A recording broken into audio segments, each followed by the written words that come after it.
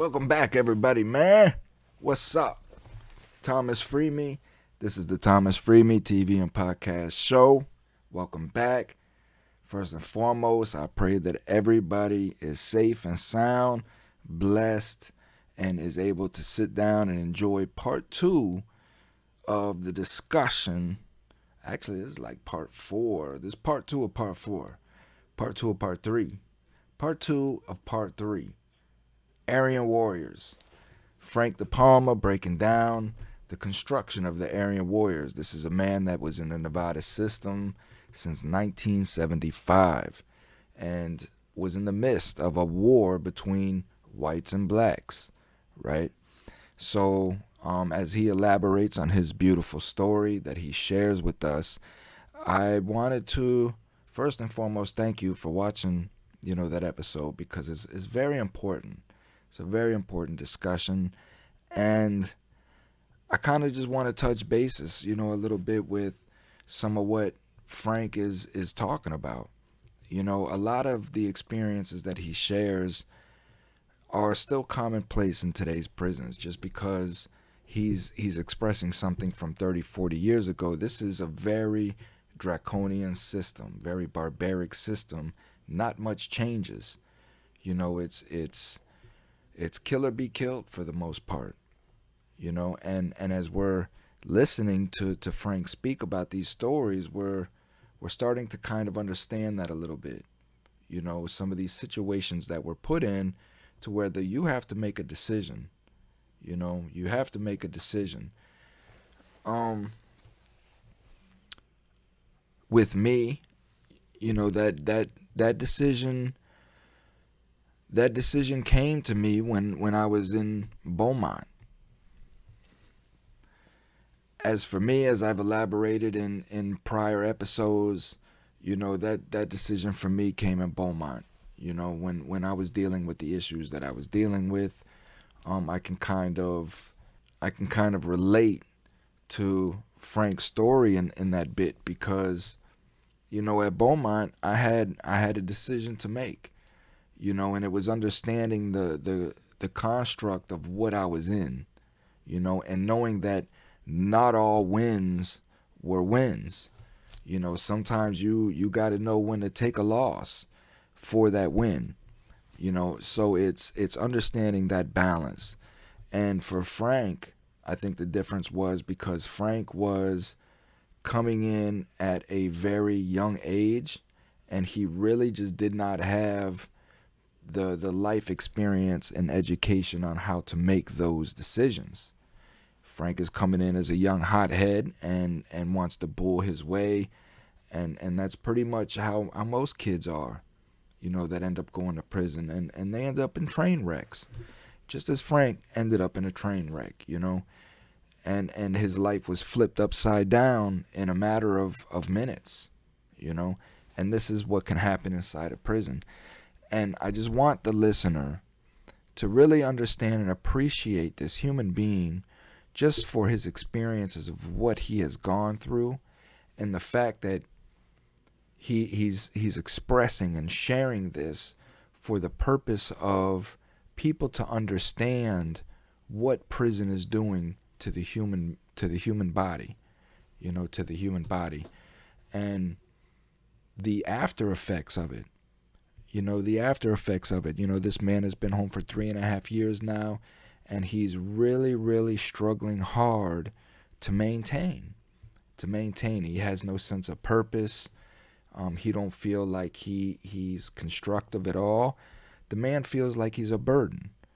And it's a horrible feeling for any human being to feel like a burden, especially one to society, So These are the issues that we have to go through as returning citizens, and which is one of the reasons why I love Frank's story, because Frank is the quintessential returning citizen that is struggling in our society just to have a second chance at life. And if anybody deserves a second chance at life, it's this man right here. He's never even had a first chance at life.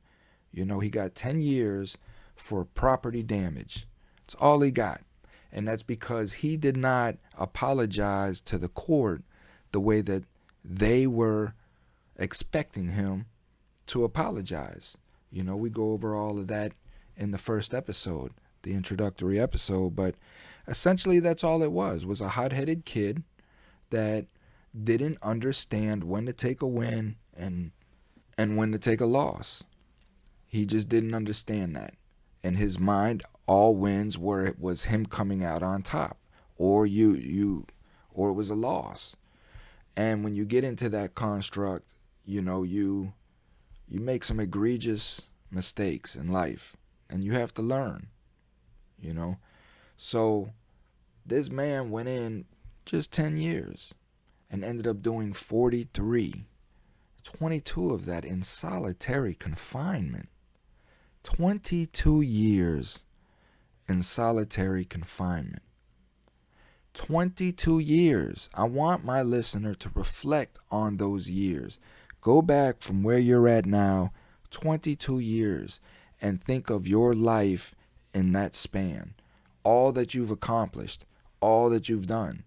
And this is a human being who is in one 6x8 cell for 22 years.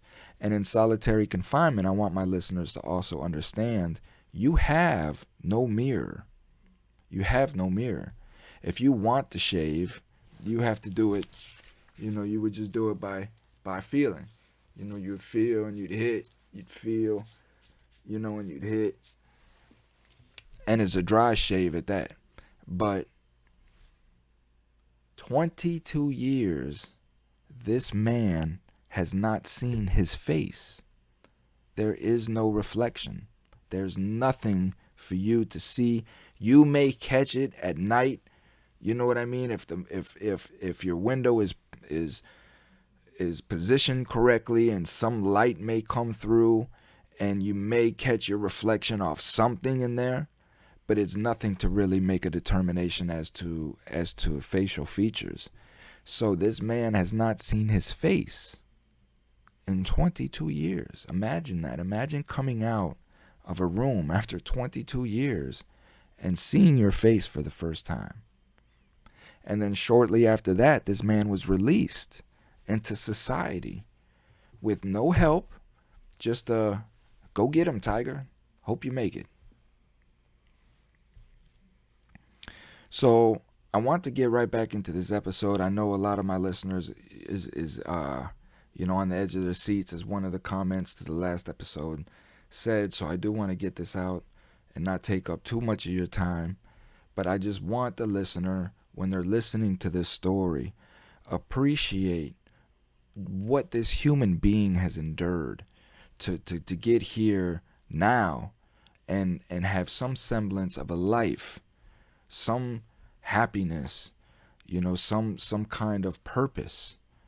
And that is what my goal is as Coming Home Coalition, as Thomas FreeMe, is to help these returning citizens that never really had a chance just to have some semblance of enjoyment in their life, to try to help them gather these pieces together, put them back together, and just enjoy a little bit of life, And if one man deserves it, it's this man right here.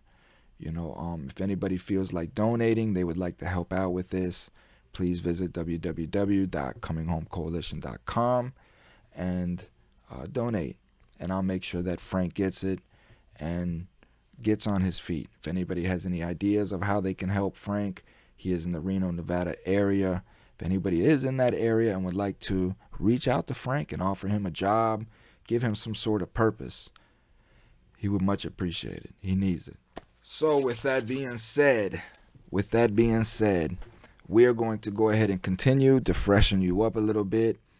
Frank was getting into the story of how he retaliated against, these black gangbangers that were coming at him now because they knew that he was fair game, right? And knowing that you're fair game, there are vicious people that will look to take advantage of you, and they ran across the wrong person that day at the wrong time, and it just happens that way sometimes. But what ended up happening was now, because of that, right, it opens the doors for him to be heavily retaliated against now. So that is what that term green light. He's been given the green light. And how that works, how the politics works inside a prison is, you have your different sects of gangs, and they all have their rules, of what that gang is. But if you are not gang affiliated or gang related, in a gang, affiliated with gang, none of that stuff, you are what is considered independent. Now, by most people's views, independence would also be considered a gang, but is not. We are independents. We are not affiliated with nobody, and we don't want to be affiliated with anybody. But yet, we have to protect ourselves. So independents also have cars, right? Or groups of people, depending on where you're from, things of that nature. In the federal system, the further away you get from where you live, it ends up going from like block to city to state. You know what I mean? And when you're out of state, then it's just whoever's from Florida, that's your car. And then that car would delegate somebody to be speaker, right? To be leader of that car. Ultimately, what the goal is not to have a riot, have a bunch of bloodshed, people killing each other all over the place because you have a bunch of knucklehead leaders, speakers that are just crashing cars, doing stupid stuff, So once that process is done, you have a speaker now for the independents. So, that is kind of how the politics go. Now, getting back into Frank, and I didn't mean to take so long with that story, but it's the relatability. And I understand that line. And once you cross that line, you never go back, right? This is why I have learned to hone my anger and other issues that I have, because when you deal with somebody that has been to that level, you don't come down from that level. You automatically go to that level. And most people, especially out here in society, don't even know where that level is at, right? Most of these people, they just want to get drunk, throw a couple punches, and then shake hands afterwards. And that's not this type of lifestyle at all, because it's been life or death. It's just like somebody that's been in the military in a war on a front line. You don't play with them. Like, these people aren't here to play, Like, they've been through shit, and they saw shit, and they've lived through shit, So with that being said, part 2 of part 3 of Aryan Warriors. Enjoy. Please like the video, man. Go ahead and click the like now. Go ahead and hit the subscribe now if you haven't. And go ahead and hit the notifications to let you know. Because I'm going to start rocking with YouTube again, man. I think YouTube is going to let me back in the loop. And I think I might just start rocking with them again. So I'll start uploading videos here. If you have not subscribed to my Spotify, please do that as well, because there are episodes there that you may have not heard. Y'all stay safe, man. One love. Community unity. Protect our people, man. We the people.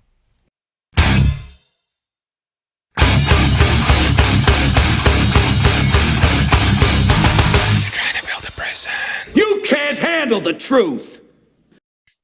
And so I set the knife on the bed, put my t-shirt over it. Man, I'm shaking. I am shaking. But all of a sudden, it was so weird. And it's happened every time. It's like I got an angel with me. It was like something turned down the volume on the world. Everything seemed to slow down. It got dense, like the air got thick. Everything slowed down except me. I was regular, and I felt that, I guess it was adrenaline. I was just shaking. And I was just, I don't know. It was hard. It's hard to describe. I'm sure you felt it, but it's a serious thing. It's the fight or flight thing I was really experiencing, only on a super intense level. And because I knew this was serious, and I'm scared to death. But that is some of the trauma that we experience dealing with that, because it's not a game. You know, in that moment, No. this is life or death, right? Because I've And seen it. that's what I thought was going to happen. You know, the second time I stepped out of the cell, I picked the knife and had it to my side in my left hand. I'm left-handed. And when I stepped out of the cell, there were just 2 cells away. And what I did next surprised them and me too, because I didn't hesitate. Instead of waiting for them, I took it to them. Mm-hmm. And it was on. And as you know, it may last a couple of minutes at best, Mm-hmm. but it's super intense. Mm-hmm. And it ends with people hurt real bad or worse. And that's how this happened. I got stabbed through the knee with a bone crusher. I got hit in the side. I had, just started swinging my knife. It turns out that I hit one guy in his lung, hit in the chest, another guy in his neck, and there were some stab wounds in other people's arms and stuff. I had a broken nose, a broken a cheekbone. The orbital socket was broken in my face. I had a hairline jaw fracture, and there was blood everywhere. And as I was going, I couldn't breathe anymore. I just was out of wind. But as far as I knew, there was still 4 people. I didn't know 2 had already left the fight. And so it was just, but I could smell blood. I could smell the copper, and it was just, everything was so acute. Everything was just so, intense. Mm-hmm. And then all of a sudden I see more hands, and I hear somebody yelling, "Let it go, let it go." They're trying to pull a knife at him. And I know if they take the knife, I'm going to die. I can't. Mm-hmm. And so I'm fighting with everything I got. I don't know who's what. I'm just fighting. And someone says, "It's over, man. Let go." And they rip the knife. I can't hold on to it no more. And I'm expended. I'm on the ground. And there's these white guys holding me saying, "Man, it's over, gunslinger. Mm-hmm. It's over." And so they yell, "Man down, man down," and they give you tier number. And some white dude says, "Hold your mud, gunslinger. Hold your fucking mud." Mm-hmm. I didn't know what that meant until Mm-hmm. later. Mm-hmm. He was telling me, "Don't tell." Mm-hmm. And well, like in one of my stories I wrote, well, nobody told, and that's how it was. So, but the guards came up there and saw all the blood, and they called medical, and I was bleeding pretty bad, and so was a couple of other guys, especially the guy with the one in the neck. So they declared it. They got, like, the stab wounds were too serious for the prison that they had to be taken, so they did that code thing, and ambulance came and took some of those guys. They took me in a prison thing, and I remember there was this guard in there, sitting in the back with me, and his name was Murphy. He was a real hard ass, or was he? Because he patted my shoulder. He said, "It'll all pass, son. This will all go away." And there was a kindness there. He kind of gave himself away.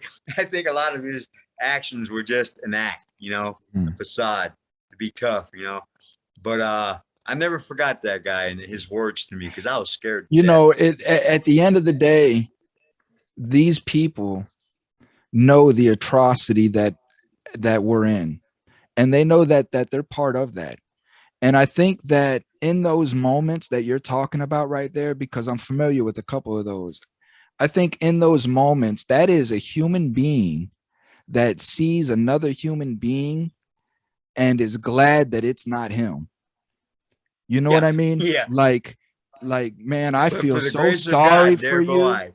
But this is a hell of a situation that you're in. And it's almost like they feel empathy for that slightest moment But I think that empathy is rooted in the fact that it's not them. They know what kind of shit you're going through.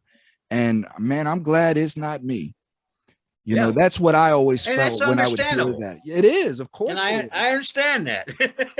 But that's why I say I look for these individuals that feel that type of humanity just for that brief moment to speak on that, because we need those individuals to come out and say, like, what is going on in there, like these atrocities that you're facing, you know, versus just staying quiet just because it's your career, and maybe you're not intelligent enough to go get another job anywhere, and you feel that this is the best thing you got going in your life, so I'm going to just sit down and be quiet and let these people butcher themselves.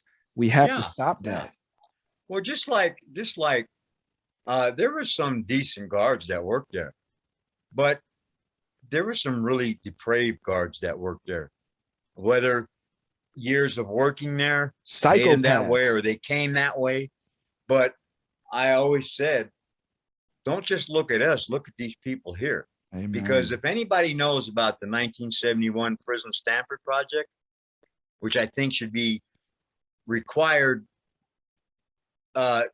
study for anyone in the criminal justice system to know the nature of human behavior. You give people power, and most people don't know how to deal with that power, and they become ruthless. They become cruel. They become depraved. And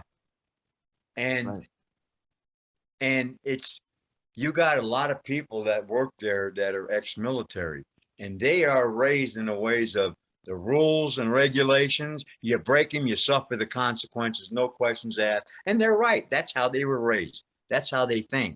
Conformity. Imagine having that mentality with a bunch of guys who are authoritative and don't follow rules. You have a natural arch enemy thing going, you know, a little, you know, animosity. It's just natural. And a lot of people don't understand that that is a recipe for disaster. Those types of individuals, polar opposites, apart. They're completely apart. Don't think alike at all. And they're working, they're amongst each other every day. It's going to get tense. Everybody's always tense. But not only that, to take what you say and put on top of it that you administer power to one group over another. Yes. Right. And that is where I think a lot of that deadly conflict comes from, is because me as an inmate, I got along with guards as long as they respected me for who I was. Yes. Right. Exactly. And it was the ones that tried to get me to conform to what they thought I should be doing or how they thought I should be doing my time is where that rub started at. And you had these cops who would go to the extent of planting dope or shanks on you to prove their point. You know, and things of that nature. So, but we're going to get into that. But so you now are in the hospital. You've sent a couple to the hospital. What happens after that? I'm in the hospital. I stayed there for 3 days. They poked and prodded, you know, and fixed me up, gave me a shot of good pain medication. It did wonders. And I was in the hospital area. But there was a guard sitting in a chair. He had a gun and everything. And I'm in a room by myself. They got the other guys in other rooms. Nobody tries to talk to me. The next day, here comes Lieutenant Charlie Ward. He was a real hater. And he would love to make your life miserable. And there was something about, I don't know if it was his soul or just what, but I was kind of afraid of this guy because I felt an ugliness in him. I was so happy when he left. You know, that's how much he affected me, just his presence. And he asked me questions and he said, what happened? And I said, I don't know. I guess I got mistaken. I got involved in somebody else's fight. I don't know. And he said, well, who? I said, I didn't see, you know. He said, oh, yeah, that's a good one. You didn't see, huh? And he said, you didn't see who you stabbed? I said, I didn't stab nobody. And he said, yeah, all right. So he asked me, he says, all right, do you have any problems walking the line? And back then, all you had to do was answer their questions, sign the liability release form, Yep. and they'll put you back on the yard. Yeah, the bad man. That's what we call the bad man form. Yeah. So he asked me all these questions. I said, fine. He said, sign here. I signed.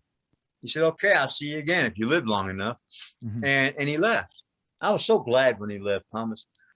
But I started thinking, okay, I can't tell these guards, but I can tell the doctors and the nurses that I'm not a bad guy, and tell them what's going on, and they'll help me. I'm thinking about it, and I'm really, really wanting to do this because I just want to get out of there. And this nurse comes by and she goes, after the second day, she goes, you're leaving tomorrow. We're going to be, discharging you. I said, oh, really?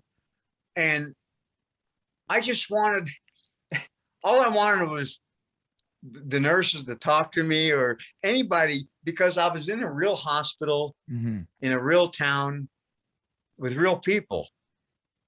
I didn't want to go back to that world. I was, I hated it. I was scared of it. It wasn't good. So, but I never said anything to him. And I left that real place, that real city, the real hospital, and real people. And I went back to the walls, and they put me up in the infirmary. And I stayed there for a few months, healing. They told me your leg will heal all the way, but it's going to be hurting for a while. And you know how it is in prison. You ain't going to get no real medical treatment. Yeah, you're not at all. Not in the prison itself. But so the first night that I'm back, one of the inmate attendants, convict attendants, comes up and he goes, I got a kite for you and a bag of Zuzas and wham whams from the guy, the second in command guy. We'll call him Jerry. Mm-hmm. And I said, okay. He said, I'll bring it to you later, man. And I said, all right, So I'm just sitting on the bed. About an hour later, he comes back with a bag of groceries, man. It's coffee, junk food, and soups and cigarettes. I got a quick lesson in getting ready. I remembered how I was out of wind. Before you start that, let me explain to the listeners what a kite and jujus and wham whams are. So a kite is it could be a package, it could be a note. It's something sent from one inmate to another, as sort of like a hookup or a lookout or whatever. So if I go to the SHU, if I go to confinement, I'm gonna send a kite out of confinement. I'm gonna send a note out of confinement with somebody that's getting out, or maybe even a guard or whoever, to one of my homeboys to send me some jujus and wham whams back here, and tell them what the jujus and wham whams are. So, but my homeboy will get the kite on the yard. He'll read that, and then he'll send back what Frank's going to describe. Like, top ramen soups is a big staple in the joint. Cheese spread, stamps, writing paper, coffee, tobacco, bags of chips, cookies. Mm-hmm. Those are the jujus and wham whams. The food. I know who it's from. I get it all in. But I remember how I couldn't breathe. Mm-hmm. I was a smoker. I'm a smoker again, but I had quit for a long time. I knew I had to get in shape. I quit smoking right then and there. Mm-hmm. I said, hey, man, you can have a pack of these Camels. There was like 3 packs of Camels and pouches of Bugler. And I said, you can have a pack of these Camels. I don't want this tobacco. You can give it back to them. And I said, I'll hang on to this. I guess you can have some. I gave him a bunch of it. I didn't really want anything. I wasn't into that right there. My mind was back here again. This kite, it's a long time to stand by, state. People are talking about you. Now he's going to come at you again. Only this time he's going to come at you with ego incentives. You're not going to have to prospect. You're not going to just be a part of it. Mm-hmm. He said, your purpose is to glorify him. Stay on your path. I know this guy don't like that other guy. Mm-hmm. And he's telling me, hey man, keep on going the way you're going. And I was just like tripping. Like, I know that guy that I said no to put them blacks up to coming in myself. Yeah. Tried to cross me out. Mm-hmm. And I know to this day, well, he's dead now. He just died recently, just like I said he would. It's like I told him he would. On death row and on HRP. Mm-hmm. And but gee, I'm sorry. I got where was I at right there? So you were just explaining that you knew that he put the blacks on you or whatnot, but we were getting into, more along the lines of to how your time got extended. You were charged with. First attempt on my life at night.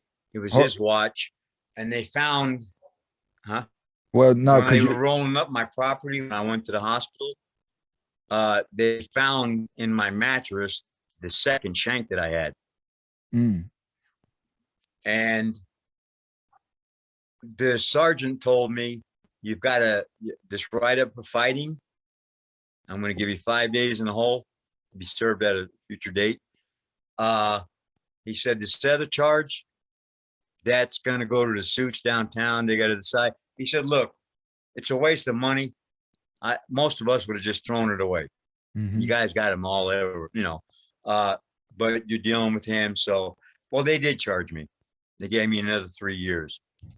So mine ain't getting out. They're going to extend my 10-year sentence. I'm going to get dumped. And I'm asking people, how does this work? And they're telling me, you're kind of fucked. You're going to do more time than you was expecting. So I pretty much get an idea of, how much time I'm going to have to do. And it's a few years more. Mm-hmm. But there's still hope. I'm broke up, but I vowed. I'm looking out at the window in the yard, and I see all these people out there. Not that I was being self-righteous right now, I was scared, but I just couldn't grasp their morals and values. It's everything seemed really warped and twisted. Yeah. In 1 minute he's trying to get me crossed out, and now he's trying to get me back again. Right. I mean, this is crazy. And I vowed I would never become like the people on that yard.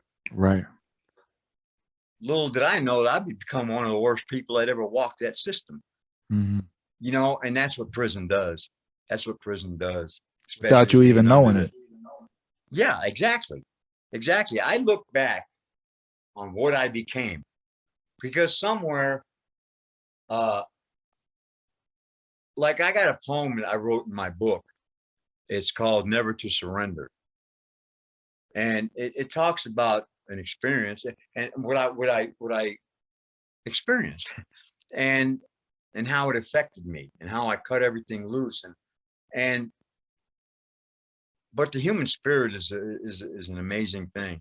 When you give up, it's going to rise up. If you got a real spirit, it's going to rise up and say, no, man, you can lay down. We ain't letting you lay down. And it fights back. And that's another story. But yeah, you want to help me? So you got 3 years on top of the 10 that you did. You've already been in for like a year and a half now.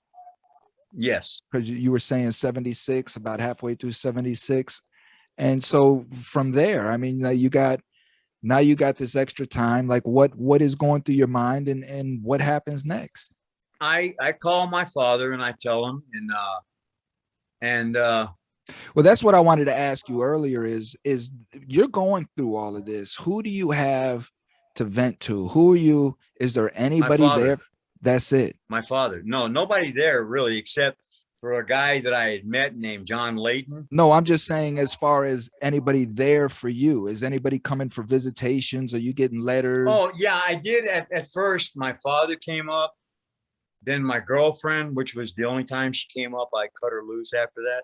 Mm-hmm. I didn't want her waiting around for me and all that. She's a good girl. Get on with your life. Yeah. My life was taking a turn. I don't know where it's going. but it ain't on the same road we were on before. And so she cried, and that hurt, you know. I told my mom, don't come up here anymore. I told Mm, everybody except my father at that point. It was when he left one day. Uh, I was just it was just too much for me. And I called him, and I was scared. And I said, "Hey, Pop, I'm not coming home." mm, He said, "What?" And he already knew about this. I told him what happened. And he said, "Why don't you go to the, you know," I said, "Pop, man, these cops, man." I told him what I seen a guard go walking in on a stabbing. I said, "This guard's driving cars. They bring in whiskey. They bring in drugs. They work for these dudes, man." yeah, I tell anybody, it's not going to help me. It's going to get me killed because everybody's going to be coming after me.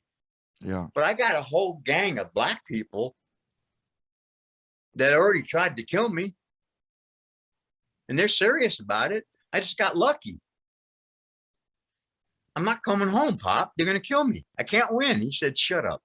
hmm, I mean, just he had a sound in his voice I never really heard before. yeah. It was quiet, but Conviction. forceful. Yeah, Yeah, there you go. And he said, "Don't say a fucking word. You just sit there and listen to what I tell you." amen. He said, "Number one, I don't care who's after you or how many. If there's 100 of them, you hit them at every chance, every opportunity you get. Don't worry about their plans for you. Hmm. You hit them when they least expect it or any opportunity you get." He said, "You throw their plans off automatically. They got to regroup." He says, "And you hit them with final intent, and you put the fear of God in them. And you got to change your thinking. Don't look at it as 100 of them against you. Hmm. Look at it as 100-1 in your favor. You know that you're their target. You know where you are at any given time. You stay Right. ready and never hesitate. You got 100 shots at them." And they never, not one of them know who's getting it. Exactly. And like I said, as a child, I took my dad's word as God. And even then, I listened to everything he said, and I obeyed. I obeyed. I changed my thinking. I quit smoking. I was exercising. I had started lifting weights. And unbeknownst to me, I was getting caught up in the prison life, Well, driving on, doing it. it's survivor or it's survival, like you said, of the fittest. I think at that point it's coming home alive at all costs. If I have to do 20 more years, I'll do it before somebody kills me. You know what I mean? Right. It's just, this is what it is. Like we call suited and booted. We get suited and booted. It's, Yep. if this is Yep. what it's gonna be, then this is what it's gonna be. You learn how to get National Geographic and make a waist belt. You got towels to staunch the flow of blood. You do what you can. And it's a serious thing because Do what you can. I try to explain to people, I try to be careful what I say and how I deal with people, because in prison, you can't have, especially back then, you can't have ill feelings between you and somebody else, because if you got a problem, it's something bad's gonna happen. So now you can't have this guy running around. Mm-hmm. So you're plotting and you're looking for the best, and you're gonna have to do. I tell people that all the violence in prison is geared towards murder, and I got that from In the Belly of the Beast, Jack Abbott, because it's true. You got a problem with somebody, don't just hurt him, because you can come back. So if you got an issue, man, be real about it and take it all the way, or don't do none. So it depends on what's more important to you, your life or his life. I think Because he's especially probably when plotting on you too. I think that's especially true when you're dealing with different races. Like if it's a white on Yes. black, white on Asian, something like that, because Right. you know, when blacks got into it with each other, it was more of punishment. It was more of self-checking, things of that nature. Same with Right. whites. You know, we weren't trying to kill each other. It was just, these were checks. Like, you're going to wreck the car and you need a timeout. You know what I Exactly. mean? So Yeah. it's, but when it comes to other races, that is blood in, blood out, you know? Uh-huh. Yeah.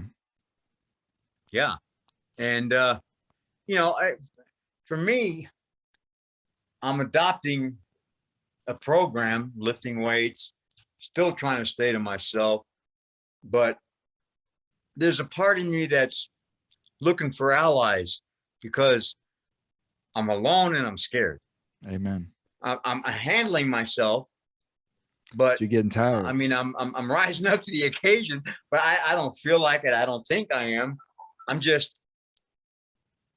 trying to stay alive, and Well, it's yeah, sunk in my you're head that you're in a they want to moment kill me. of sustainability. Like, you know that you're sustaining, but you know deep down in your soul that you're not going to make it through your bid sustaining as you are, but you're holding your ground. But Exactly, like, please, somebody send me a lifeboat. exactly, exactly. And as the years passed, uh, I remember it was 1982,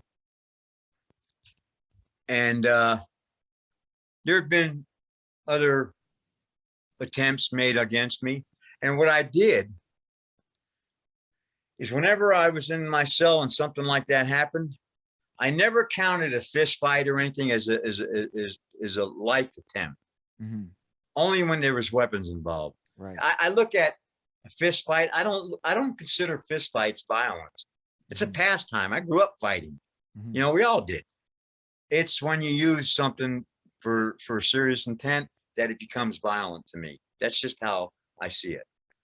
Uh, and every time that serious attempt was made, I would notch it on the wall. And then when there's like 4 and then 5, I would cross it down, it's like we're knocking off days. Mhm. And I would wonder, am I gonna be able to put another notch up there, or is the next one? And that pressure was on me so constantly. And I never really got to rest. Uh, my sleep became much shorter. I couldn't sleep under the covers because what if somebody comes in the cell? I've seen them go into cells. I've seen guards unlock the doors Mhm. and people run in there and people die, hang themselves or whatever. You know what I mean? Uh, and so that pressure it's just drawing it's drawing everything out of me. It's taking a toll. I start, I wasn't aware of it then. And I wasn't really aware of anything that was going on within me, except that I became bitter, angry, resentful. Uh, I began to hate. That hate grew. I was filled with rage. These people, I came into prison and they destroyed my whole life. And someone said, "Hey, dude, boy, they declared war on your ass." I said, "You know what? I got news for everybody. I declare war back." And that's when